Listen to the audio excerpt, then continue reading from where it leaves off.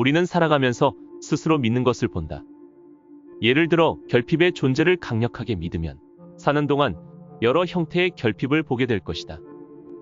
세계적으로 존경받는 심리학자인 웨인 다이어에 의하면 모든 인간 존재는 물리적 육체를 넘어서는 존재이며 인간다움의 본질에는 높은 차원의 의식을 소유하는 능력이 있어서 우주의 모든 형태를 관장한다.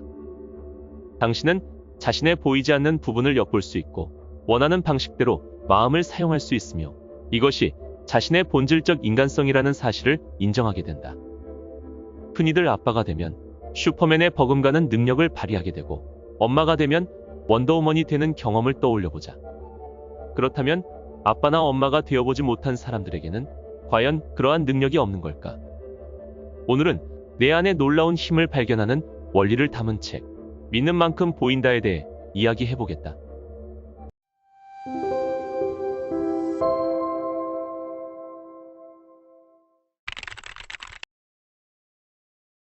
생각은 당신 자체이자 우리 모두이며 형태와 포장을 제외한 우리 존재 전체를 구성한다. 생각이 자기 내면뿐만 아니라 외부에도 존재한다고 가정해보라. 이렇듯 달리 생각하기가 쉽지 않을 수 있다. 우리는 생각이 형태를 이끄는 내면의 작용이라 믿는데 너무나 익숙해 있기 때문이다. 살아가면서 맺는 모든 사람과의 관계도 생각일 뿐이다.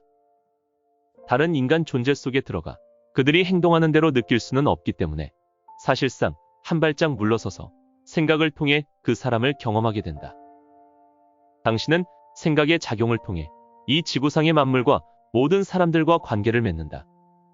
따라서 자기 삶의 질은 생각에 따라 결정되며 미래는 자기가 자주 품는 생각에 따라 형성된다. 생각은 적절하게 장려되고 내면화되면 형태의 세계에서 하나의 실제가 된다. 사실상 당신의 행동 모두는 스스로 시도해보기 전에 마음속에 그린 그림의 결과다. 삶이 처한 상황과 관계없이 당신은 자신의 정신적 이미지를 만드는 작가이다. 생각을 먼저 하지 않고서는 감정이 생기지 않는다. 당신의 행동은 감정의 바탕을 두고 그 감정은 생각의 바탕을 둔다. 그러므로 자신의 행동을 변화시키는 것은 스스로 매달리는 일 자체가 아니라 바로 자신의 의식 속에 자리한 생각이라는 사물이다. 라이트 형제가 하늘을 나는 비행기를 시각화했을 때 그 실체는 이미 여기에 존재했다. 인류가 하늘을 날 가능성을 실현하기 위해 다른 실제 세계를 만들어낼 필요가 없었다. 이미 존재하는 실제에 생각을 연결시키면 되었다. 그런 생각의 주파수를 비행 가능성에 맞추자 실제가 되었던 것이다. 모든 사물은 에너지이며 고체는 어디에도 없다.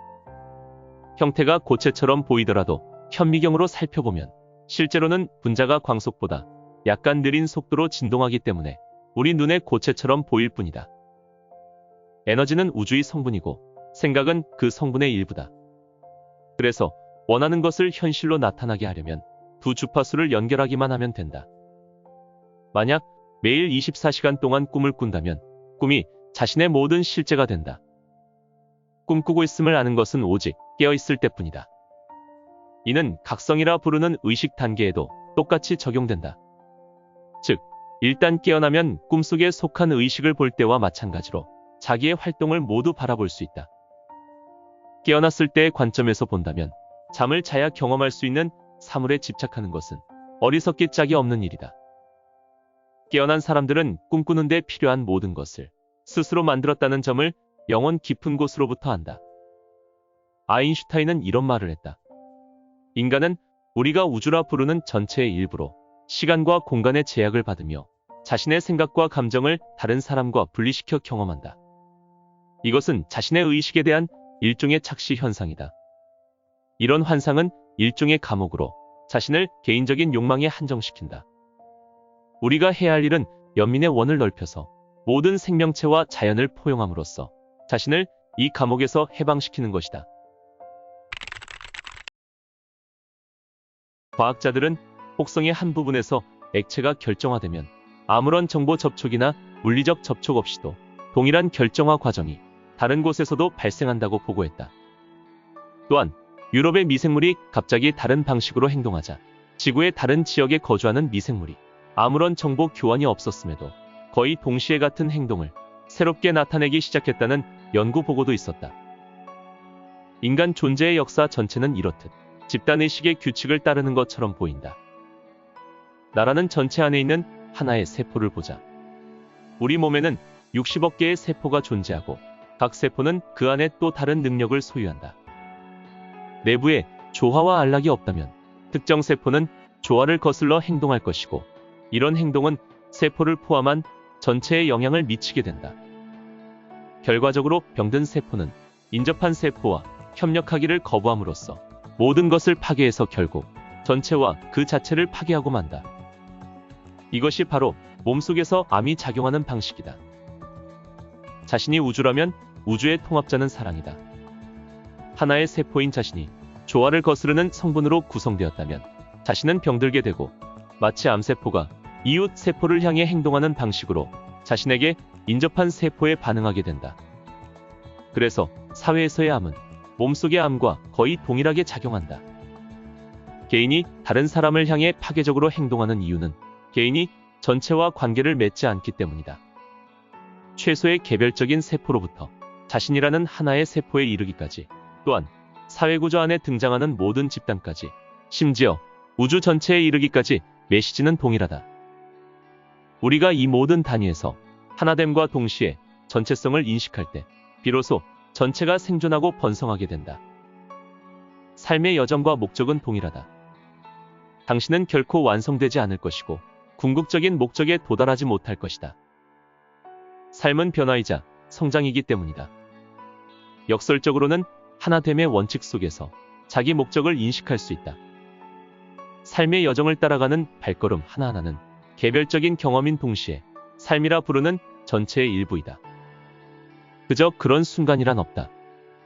자신이 살아있는 바로 이 순간은 전체이다. 자기 삶 속에서 만나는 사람들을 모두 스승으로 생각하라.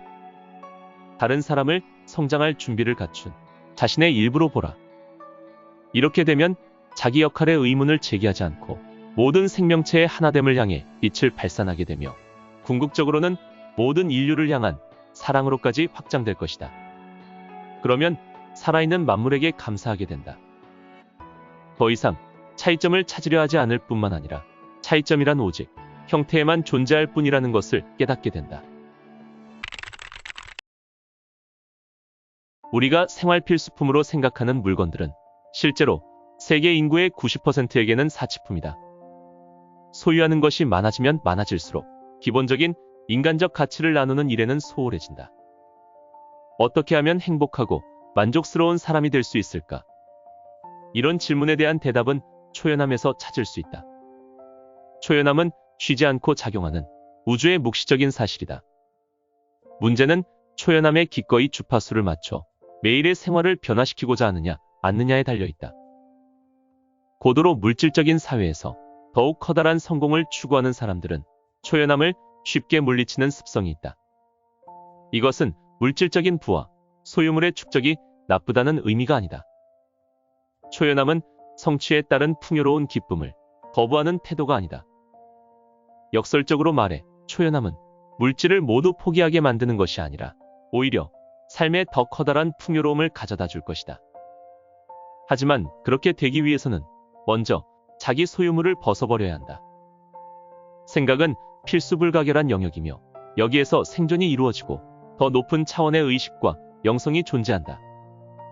집착은 형태의 세계에 속한 어떤 것에 너무 커다란 의미를 부여해서 거기에 감정적으로 달라붙는 것을 뜻한다. 꿈을 꿀 때는 생각 속에서 집착하는 것이 가능하지만, 깨어나는 순간 자신이 집착했던 사물과 사람이 꿈을 꾸기 위해 만든 허상에 불과하다는 사실을 깨닫는다. 모든 집착은 개인적인 행복과 성공을 감소시키고 높은 차원의 의식을 갖고 살아가는데 걸림돌이 될 뿐이다. 사물과 사람을 내려놓을수록 삶의 여정을 밟으면서 직면할 걸림돌은 그만큼 줄어든다. 영적인 여정에서 깨닫게 되는 커다란 역설 중 하나는 모든 사물과 사람으로부터 초연하면서도 여전히 자신을 인간 전체의 일부로 보는 능력이다. 그렇다고 사물을 소유하지 말라는 뜻은 아니다. 소유를 하더라도 소유물에 집착하는 대신 초연함으로 삶과 더불어 흘러갈 자유를 부여하라는 뜻이다. 초연함은 자신이 스스로 축적한 모든 사물의 노예가 되지 않는 것을 뜻한다. 물건을 빼앗든 잃어버리든 대수롭지 않게 생각하라는 뜻이 아니다. 물건이 자신을 소유하게 하지 말아야 한다는 뜻이다.